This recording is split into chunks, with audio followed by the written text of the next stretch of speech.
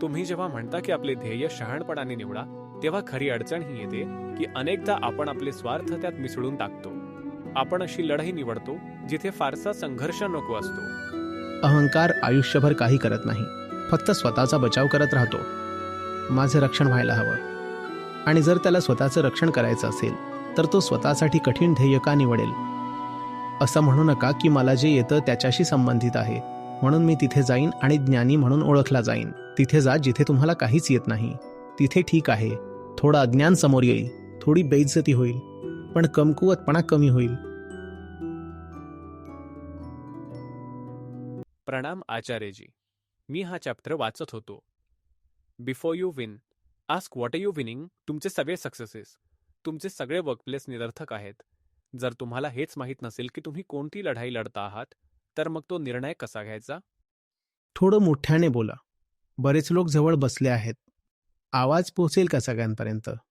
हाही एक प्रकारचा अहंकार आहे ना. मी ऐकलंय, मी सांगितलंय, बाकी कुणाला ऐकू गेलं का नाही याच्याशी माझं काय देणं घेणं?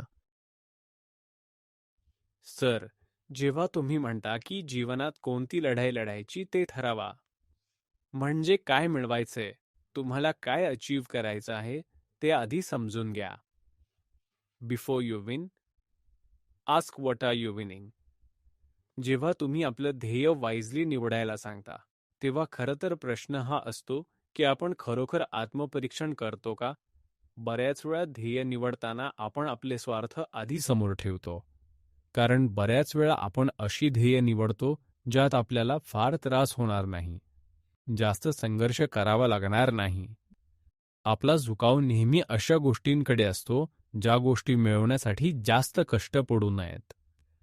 कमी कष्टात ते साध्य व्हावं आणि मग स्वतःला समाधान वाटावं की मी हे चांगलं काम केलं, पण कदाचित तुमचं पोटेन्शियल त्यापेक्षा कितीतरी जास्त असेल किंवा आपण त्यापेक्षाही जास्त करू शकलो असतो. तर हा जो कॉन्फ्लिक्ट ऑफ इंटरेस्ट येतोय सेल्फ एन्क्वायरी करताना, तुम्ही सोपं ध्येय निवडत नाही, तुम्ही स्वतःचा बचाव करणं निवडता. आणि तेच सोपं आहे, कारण सेल्फ प्रिझर्वेशनचा अर्थ आहे जसंच्या तसं राहणं. सेल्फ प्रिझर्वेशन म्हणजे जे जसं चालू आहे ते तसंच चालू राहू देणं. मग तेच सगळ्यात जास्त सोपं आहे ना. एक पुस्तक इथे ठेवलेलं आहे, ते इथेच राहिलं पाहिजे. ही सगळ्यात सोपी गोष्ट आहे. हा न्यूटनचा इनर्शियाचा नियम आहे. काही करायचंच नाही, जे चालू आहे ते तसंच चालू द्या. हाच अहंकार आहे. मी जसा आहे तसंच राहीन आणि असा राहूनच मला जगातल्या सगळ्यात उत्तम गोष्टी मिळाव्यात. सगळी सुख मिळावी, सगळी महानता मिळावी, सगळं मिळावं. अहंकार आयुष्यभर दुसरं काही करत नाही, फक्त स्वतःचा बचाव करत असतो. सेल्फ प्रिझर्वेशन, मला माझ्या अस्तित्वाला वाचवायचंय. आणि जर त्याला स्वतःला वाचवायचंच असेल तर तो स्वतःसाठी कठीण गोल निवडेल का? कारण कठीण गोल निवडलं तर काय होईल? स्वतःला मोडावं लागेल, आव्हान द्यावं लागेल. काहीही होऊ शकतं कठीण लक्ष्य असेल तर. म्हणून तुम्ही सोपे गोल्स निवडता, जेणेकरून तुम्ही जसे आहात तसेच राहू शकाल. तुम्ही जसे आहात तसेच राहिलात तरीही असा दावा कराल की मी माझं गोल अचीव केलंय. आणि स्वतःलाही सांगाल, बघा मी किती भारी माणूस आहे. भारी माणूस आहे म्हणूनच तर मी गोल पूर्ण केलंय. आणि ही गोष्ट पूर्णपणे लपवून टाकाल की तुम्ही गोलच असं निवडलं होतं ज्यामध्ये तुम्हाला कुठलाही संघर्ष अनुभवावा लागला नाही, कुठलीही गोष्ट बदलावी लागली नाही.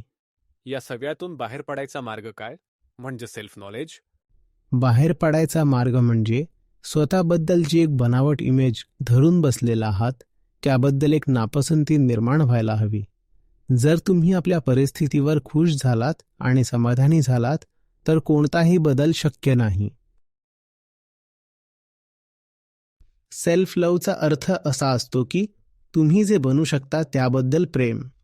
तुम्ही जे बनू शकता तेही काहीतरी कल्पनेतलं नाही किंवा विचारांमधलं नाही, तर खरंच जे शक्य आहे ते मोकळे, मुक्त, स्वच्छंद असं काही.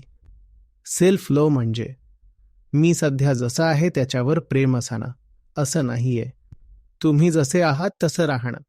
याच्याबद्दल तर उलट चीड वाटली पाहिजे, तिरस्कार वाटला पाहिजे. असं नाही राहायचं मला, असं राहायचं नाहीये. असं नकोय मला. मी असा नाहीयेच मुळात. मग मी असा का राहू?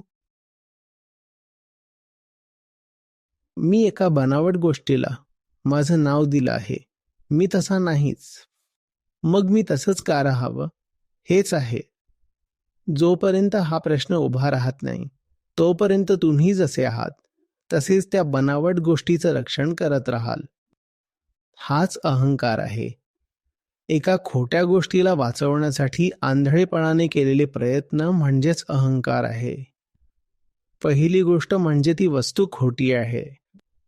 दुसरी गोष्ट म्हणजे तुम्ही कितीही प्रयत्न केले तरी त्याचा बनावटपणा लपणार नाही. ती अशी गोष्ट आहे की तुमचं पूर्ण आयुष्य, तुमचे सगळे कष्ट, सगळी मेहनत ती घेऊन जाईल आणि तरीही काहीतरी उरेलच. त्याची प्रकृतीच तशी आहे. ती बनावटी आहे. बनावटी गोष्टीला तुम्ही कितीही जोर लावला तरी ती खरी होणार नाही. तुमचे अमाप श्रम खर्च झाल्यावर सुद्धा ती बनावटीच राहणार. म्हणून अहंकार म्हणजे तोट्याचा सौदा आहे. तो तुमचं सगळं आयुष्य फक्त ह्याच प्रयत्नात व्यर्थ घालवून टाकतो की मी टिकून राहावं. तुम्ही वर्षानुवर्षे झटताय. एक जागा सोडून दुसरी, एक ऑफिस, नंतर दुसरं ऑफिस, एक नातं, मग दुसरं नातं. इथे प्रयत्न केला, मग तिकडे जाऊन काही करून पाहिलं. आणि हे सगळं कशासाठी? एका खोट्या गोष्टीला वाचवण्यासाठी जी वाचू शकत नाही. त्यापेक्षा चांगलं म्हणजे स्वतःला एखादं खरं ध्येय द्या. आणि खऱ्या ध्येयाची ओळख हीच असते की ते तुम्हाला मोडेल. स्वतःला वाचवण्याच्या ऐवजी स्वतःला तोडण्यावर लक्ष केंद्रित करा. हे विचारू नका की मला काय आवडते, मला जमणाऱ्या गोष्टी कोणत्या आहेत, मी तेच काम करतो. जर तुम्ही तेच केलं जे आधीपासूनच येतं, तर काहीही बदलणार नाही. हे बघा की कमकुवतपणा कुठे आहे.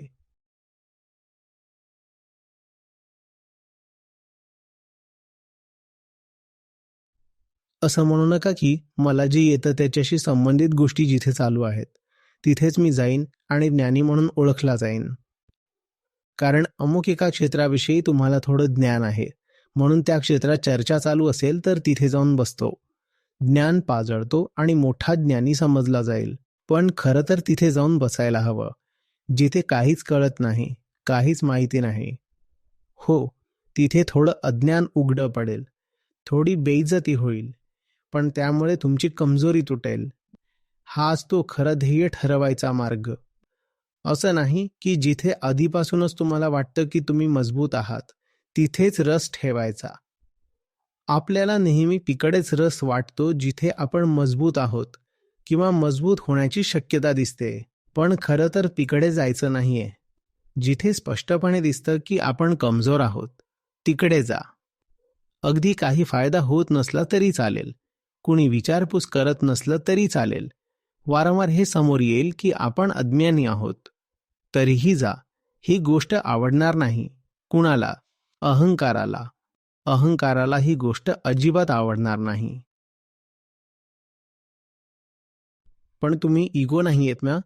इगोला पसंत नसेल तर ती इगोची डोकेदुखी आहे. तुम्ही का हैराण होताय? अहंकाराचं काम आहे तर त्याचं तो पाहील.